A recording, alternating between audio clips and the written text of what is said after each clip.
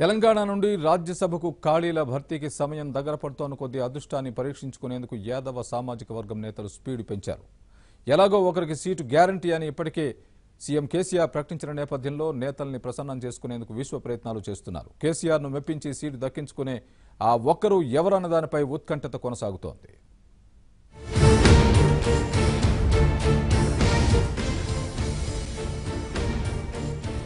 తెలంగాణలో ఖాళీ అవనున్న 3 రాజ్యసభ స్థానాల భర్తీకి షెడ్యూల్ విడుదలైంది. టీఆర్ఎస్ ప్రధాన కార్యదర్శి జోగినపల్లి సంతోష్ పేరు దాదాపుగా ఖరారవడంతో మిగిలిన 2 అభ్యర్థులను ఫైనల్ చేయాల్సి ఉంది.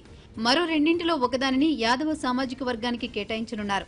గొల్లకురుమల భవన శంకుస్థాపన కార్యక్రమంలో కేసీఆర్ ఈ విషయాన్ని బహిరంగంగానే ప్రకటించారు. ఇప్పుడు సమయం రావడంతో రాజ్యసభ అవకాశం దక్కించుకునే యాదవ నేత ఎవరన్న దానిపై టీఆర్ఎస్ లో విస్తృతంగా చర్చ జరుగుతోంది.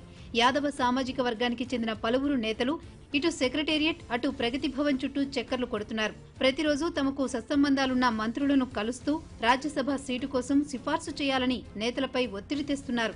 మంత్రులు కేటీఆర్, ఈటెల, తలసాని, డిప్యూటీ సీఎం కడియంలను సెక్రటేరియట్లో కలుస్తూ తమ మనోగతాన్ని చెప్పుకుంటున్నారు.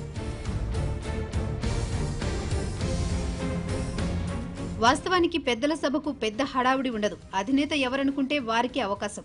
కేసీఆర్ యాదవులకు రాజ్యసభ సీటు అని ప్రకటించినప్పటి నుండి పార్టీలో కొంత పేరు సంపాదించిన నేతల పేర్లు గట్టిగానే వినిపిస్తున్నాయి.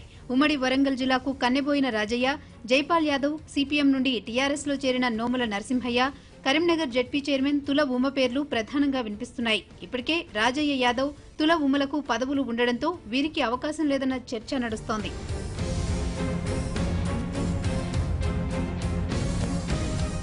ఉద్యమంలో కీలకంగా ఉన్న వారికి అవకాశాలు ఇవ్వాలనే ఆలోచనలో కేసీఆర్ ఉన్నట్లు పార్టీ సీనియర్లు చెబుతున్నారు. ఇప్పటికే ఉద్యోగ సంఘాల నుండి స్వామిగౌడ్కు ఎమ్మెల్సీ ఇచ్చి శాసన మండలి చైర్మన్ అవకాశం కల్పించారు. గెజిటెడ్ అధికారుల సంఘం అధ్యక్షుడు శ్రీనివాస్ గౌడ్కు ఎమ్మెల్యే అవకాశం ఇచ్చారు. టీఎన్జీఓ అధ్యక్షుడు దేవిప్రసాద్కు పట్టభద్రుల కోటాలో ఎమ్మెల్సీ సీటు ఇప్పించినప్పటికీ బీజేపీ చేతిలో ఓడిపోయారు. అయినా బ్రూవరీస్ కార్పొరేషన్ చైర్మన్ పదవి ఇచ్చి గౌరవించారు. ఈ కోవలోనే ఇప్పుడు రాజ్యసభకు ఉద్యోగ సంఘాల నేత, హైదరాబాద్ గెజిటెడ్ అధికారుల సంఘం అధ్యక్షుడు ఎంబీ కృష్ణ యాదవ్ పేరు తెరమీదకొచ్చింది.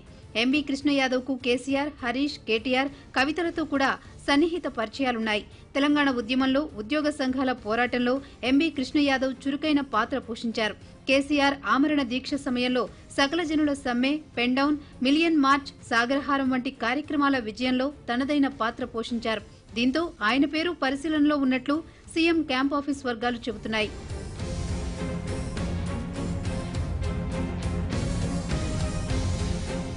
చివరిదాకా టెన్షన్ పెట్టడంలో కేసీఆర్ కు పోటీ ఎవరూ లేరు. దీంతో ఎవరికి వారు యాదవ నేతలు తమకు సన్నిహితంగా ఉండే నేతలతో జోరుగా లాబియింగ్ చేస్తున్నారు. మొత్తానికి ఒక్క రాజ్యసభ సీటును యాదవులకు కేటాయిస్తానన్న హామీతో ఆ సామాజిక వర్గం నుంచి ఆశావహుల సంఖ్య రోజురోజుకు పెరుగుతోంది. చివరికి కేసీఆర్ ఎవరికి అవకాశం కల్పిస్తారనేది ఆసక్తిగా మారింది. కాసేపు విరామం